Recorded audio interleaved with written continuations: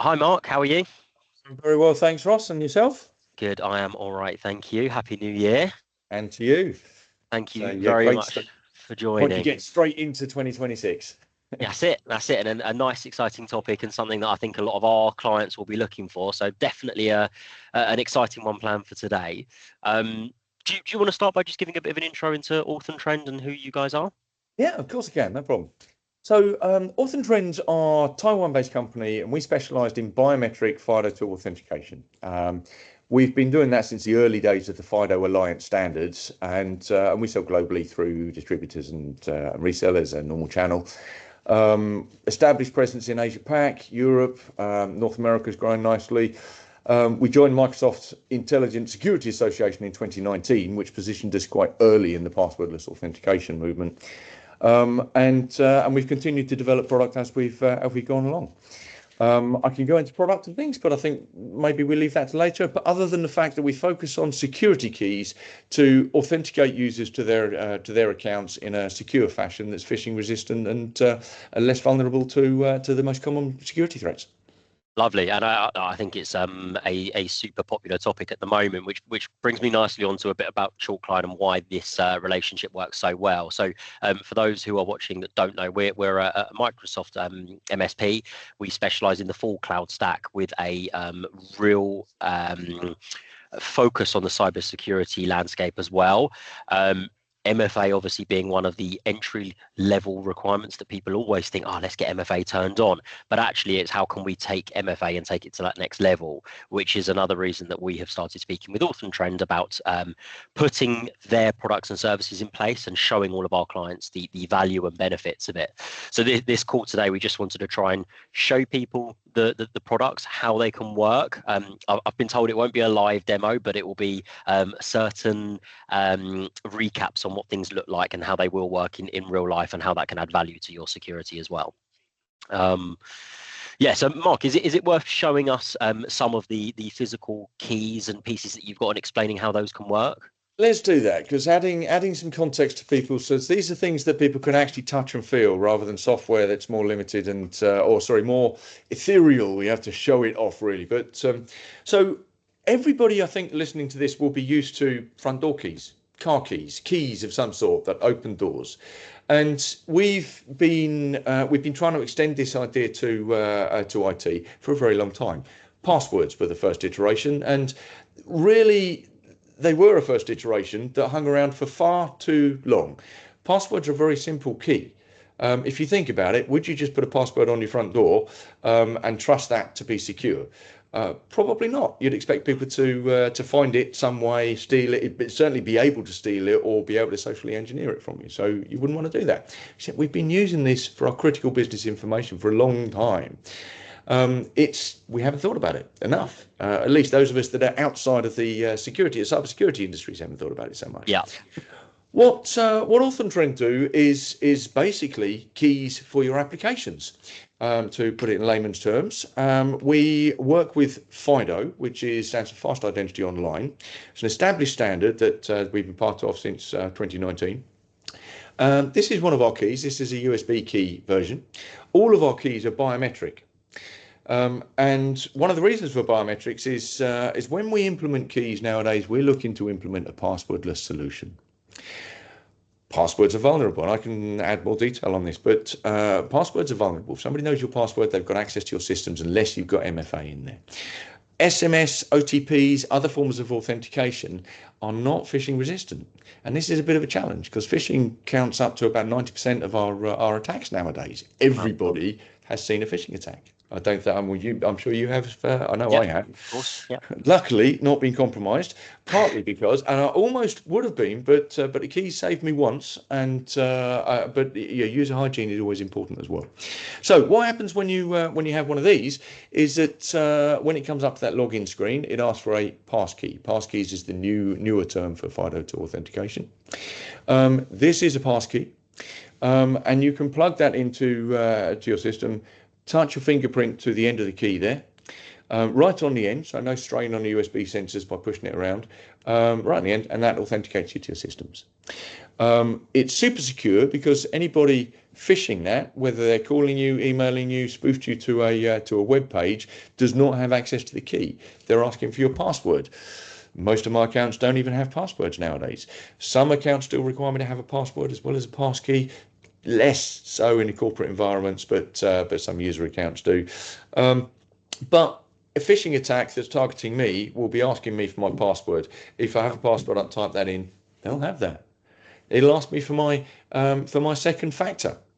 Now, if my second factor is an SMS, an OTP, or even an authentication number, or anything that I have to type in, that could be intercepted by the attacker.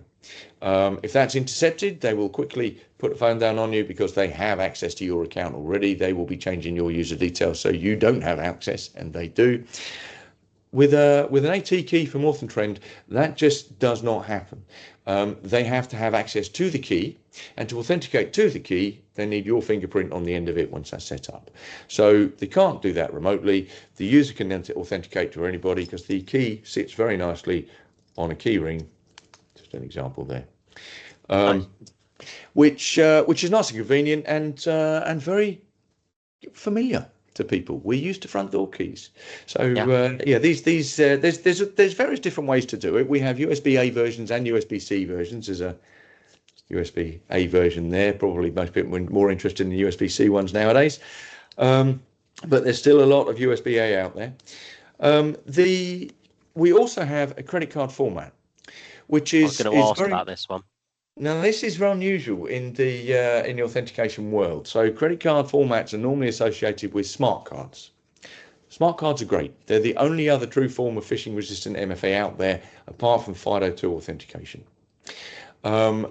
Challenge is they require a lot of setup on the back end, and they require software to run the certificate management, which can be cumbersome. It certainly needs a bit of admin and help desk input from the inside.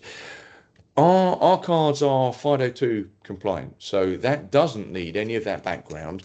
FIDO2 is natively integrated with major platforms like Microsoft and Google, a lot of other smaller platforms. Facebook use it. If you're into blockchain and cryptocurrencies, people like Coinbase can use FIDO2 to authenticate.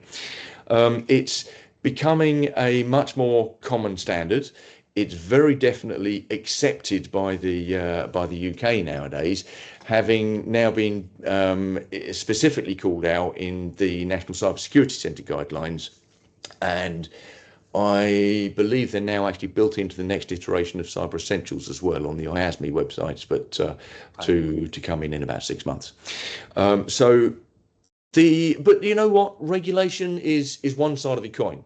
What people need to protect themselves is what I'm really looking at, because if we just have passwords on our systems and simple MFA, it is super easy for determined attackers to get into our systems. Yeah. And I don't think people recognize how simple this is a lot of the time. If they've sent you a spoofed web page and you go to log in, as soon as you type that email, as soon as you type that password, they've got that. Any information you put in there, they've got that. If that includes your SMS OTPs, they've got that. And if this is a software authenticated session, that session can then be kept and stolen and remained open for a while. Getting a little bit technical here, but and I don't want to scare people too much, but this is a possibility. And we're about shutting these doors and making sure that we make them secure. The best metaphor I think I've come up with on this is we spent a lot of time building security infrastructure around our IT infrastructure. We've got firewalls and gateways and all sorts of things to stop people coming in and route traffic well, and intrusion detection to detect when people are doing the wrong things and all this sort of thing. But if we're still using passwords and simple MFA as our authentication, it's like having Fort Knox with a gate latch on the front door. Yeah. We're letting people walk in when they need to. They don't need to tunnel under the walls anymore. They don't need to hack in. They just come in using our own information, which is scary and it's dangerous, but we can fix it. Fine. I'm going on a bit there, so I'll give you a chance. Sorry. No. It's all super useful, and I can understand why people would want to bolt that on and use it as a second form of defense there. In terms of the Microsoft ecosystem, I presume a lot of the people watching this will be within that ecosystem. How does it work with things like Entra ID, Azure AD, and those 365 environments? So Enter ID, anything cloud native, it's pretty much anything cloud native now. It's built into. FIDO2 is part of Microsoft, a part of the FIDO programs, and obviously run their Intelligent Security Alliance.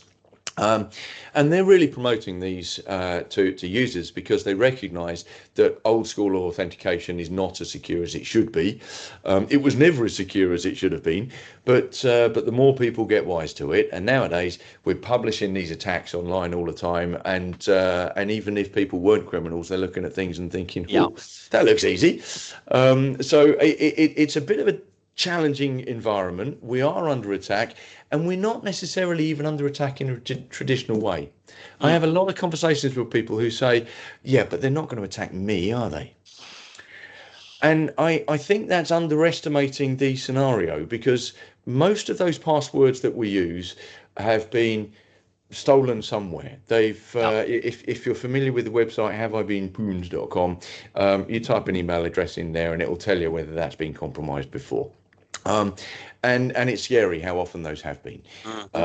So this is not restricted to people attacking us, but it's now open to chancers that are just doing a spray and pray attack and hoping they'll get into things.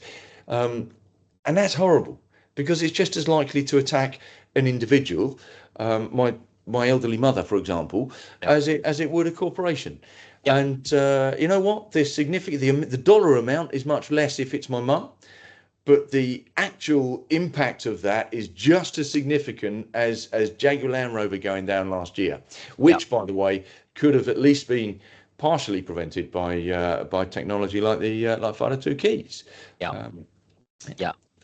Yeah, no, I mean, it's scary, the increase of attacks, and you hear, people's phones ringing because it's somebody trying to fish you down the phone, and obviously you can see how these would play a huge part in protecting you from that as well.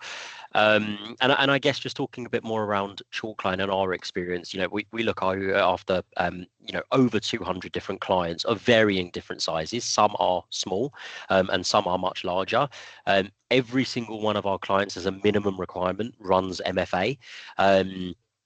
But we are having conversations with them around bolstering that. So obviously we've got our own stack of products as well that we can bolt on, through from email protection, DMARC, DKIM, making sure all of those things are set up, password management tools, everything else in between, but actually having a physical product, a physical item that will prevent people from logging in because you have to physically tap that, is something that we are having increasing conversations with our clients. So we can absolutely see the value in this, and our clients are as well. And that's why it's super important. It's the awareness for it. Yeah, you're absolutely right. There's more and more people that are coming that are realizing that they need MFA. Some of them, unfortunately, are still jumping into old forms of MFA, which is not great, but it's better than nothing. So I never discourage it. But when we start looking into larger environments, we start to get challenges with lots of areas. Actually, I mean, there's lots of areas in the country where mobile phones don't get a signal, for example. So if you're using mobile phone for authentication, then that's a problem. There are environments like help desk and call centers and data warehouses and things that won't allow mobile phones in the building. Same for military and some more secretive organizations.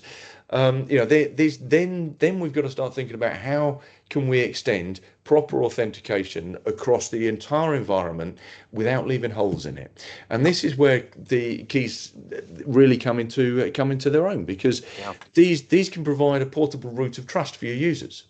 It doesn't matter what device they're logging in on. If they're using the key, it's authenticated to them, so we know it's them. And the key is authenticated to the system, so we know it's allowed.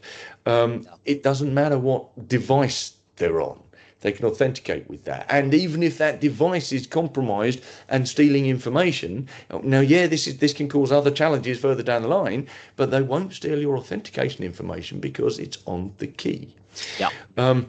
So it's there's a lot of advantages to this. Single sign-on solves a lot of these problems with some of these things as well. Instead of having to resolve you know 20 different applications to authenticate to, you can authenticate to Microsoft Entra, for example, and it will then automate the sign on and do everything else. This is a really good example of how we're embedded within that platform. Yep. And it's the same with Google and things as well. We can use Google single sign-on, Microsoft single sign-on, a lot of other, and even the single sign-on vendors that are doing their own solutions there. We don't really care about the platform. The FIDO technology is open source. We like to make things easy for people.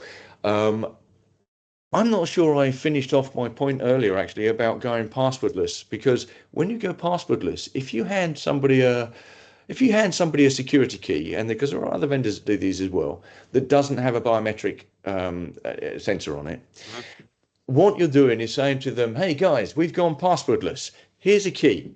First thing you've got to do is set up a PIN. Now, most users have an immediate thought, what's the difference between a PIN and a password? Now, there are differences, and pins are generally more safely kept, but not always. We still share them. We still use them a little bit wildly. And people still reuse them. And we still reuse them, and we still mistype them. Yeah.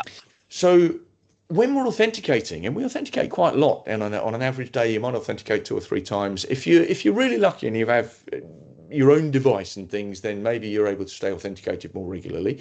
If you're moving between devices or different apps and things, you have to authenticate more regularly. Each time runs a risk of if you're doing this separately and you have a PIN, you plug the key in, you touch the key, you type your PIN, you touch the key again. This is multiple extra steps already. Yeah. But in that PIN typing bit comes the problem of, what if I forget my PIN? What if I lose it? This is the same problem we're trying to get away from with passwords. Help desk report somewhere between 30 and 40% of some of the help desk calls are password related. If we're having to reset that often, there's a cost associated with that. That cost alone of getting rid of password reset calls can actually provide you with the budget to introduce these to the environment, because we no longer need to do that, and we're even getting rid of the PIN. Yeah. Just to note, we can set a PIN on it as an extra factor if you're worried about people not being able to authenticate with muddy fingers or dirty fingers. I'm a bass player and a rock climber. Occasionally, I have blisters. I'll use a PIN in that case, or another finger, which is just as easy. No, that's I mean, look, you touched on a really good point there in terms of the amount of times we authenticate during a day. I'm quite lucky. I've got my own laptop here at work. I also don't have access to as many systems as our support and technical teams will here as well. One of the things that we require all of our support staff to be able to do is authenticate at multiple points during a day, and depending on the task that they are completing, they may have to authenticate again and again and again, especially if they're working from home or a different location. That will massively help with them in those instances as well. That's a really good point there as well. Well, let me just to add to that. We talk to a lot of organisations, and there's an organisation that I've been working with recently who has a lot of users, numbers of thousands users, and this is a retail environment, and they're talking about authenticating possibly 2 or 3 times a day, possibly 5 or more times a day. It's actually difficult to identify. Each time they have to do that at the moment, they're having to manually use username and password. That's they got to type that. That's wasted time. They don't need to. Each time they get their password wrong, it's a problem. They've got to type it again. And this is front of our staff. This is in front of customers. We don't want to be pulling out our mobile phones to authenticate in front of customers. That's another challenge we have to address sometimes, and we want it to be slick and easy and streamlined. What's easier than plugging that in or tapping a card on a remote device and with your fingerprint against the sensor? I'll put my fingerprint against the sensor on that one. I couldn't agree more. It's a very slick solution. It's when we think about the security risk here, many millions of dollars go down the drain every year in cyber breaches nowadays. Last year in the UK, the most memorable ones, we had Jaguar Land Rover and Marks and Spencer's. I will never make the statement that we could stop everything, but we could have mitigated both of those attacks because the accounts that were accessed would not be able to escalate privileges and things without Yep. the right authentication. Yeah, no, for sure. And again, this is the reason I think more and more people are taking this seriously. Our conversations are increasing around these types of keys. As I said, MFA and cybersecurity has always been there, but as it grows, and people are looking at different methods for authenticating, and this is just one that we're seeing is gaining traction. So that's all been incredibly helpful, and I think people will see a real amount of value in this as well.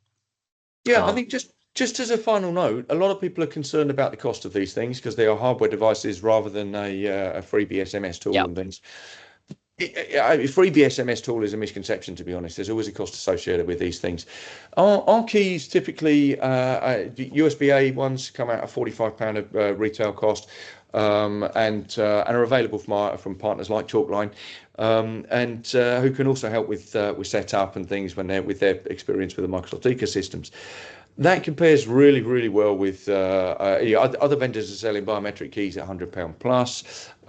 We've always focused on the biometric side of things. We don't pollute our product line with stuff that isn't our core focus. The cost of resetting a password can be, people have to work this out themselves, but I've seen figures from £5 up to £50 a user. In fact, Forrester a couple of years ago was saying it was £72 a user for a password reset.